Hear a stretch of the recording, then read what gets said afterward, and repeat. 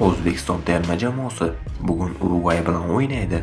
Xo'sh, ushbu o'yinni jonli efirda ko'rishni istasangiz, videoni oxirigacha ko'rishni maslahat beraman. Assalomu alaykum. Kanalimizga xush kelibsiz. Yaqin daqiqalar ichida siz bilan Ekstra Sport kanali. Videolarimizga like bosib, bizni qo'llab-quvvatlayotgan barchaga rahmat. Aynan sizni qo'llab-quvvatlashlaringiz tufayli biz ishlashda davom etamiz. Demak, bugungi dasturimizni boshladim.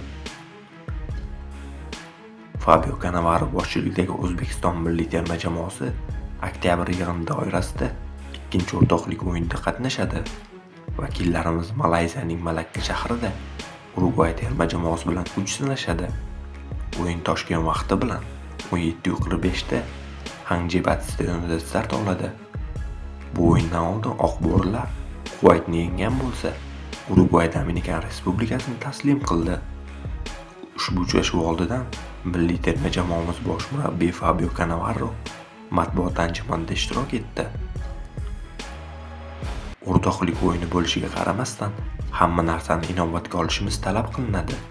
Nimagadir tayyorlanish uchun bunday o'yin yaxshi imkoniyat. Chunki jahon chempionati vaqtida bunga vaqtimiz bo'lmaydi. Albatta, bu mening fikrim. Qolganlarning ham fikrini hurmat qilaman. Bizni uzoq safar kutib turibdi. Shu sababli biz barchasiga to'g'ri qarashimiz kerak. Jarohatlangan futbolchilarni shuncha yo'lga olib kelib, ularni charchatib, shunchaki mashg'ulot uchun olib kelish shart emas. Oldimizda 8 oy vaqt bor.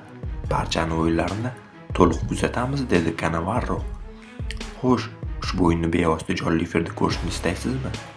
Buning uchun albatta ushbu kanalimizga obuna bo'lib qo'yishni unutmang. Video ostidagi Telegram kanalimizga ham albatta obuna bo'lib qo'ying. Chunki aynan shu Telegram kanalimizga jonli efir havolasini tashlaymiz. Qadrli do'stlar, siz nima deb o'ylaysiz? Bugun O'zbekiston terma jamoasi Urugvayni mag'lub eta oladimi? Albatta fikrlaringizni izohlarda yozib qoldiring. Videoga esa bir dona like bosib ketishni unutmang. Kelasi dasturlarda ko'rishguncha xayr, salomat bo'ling.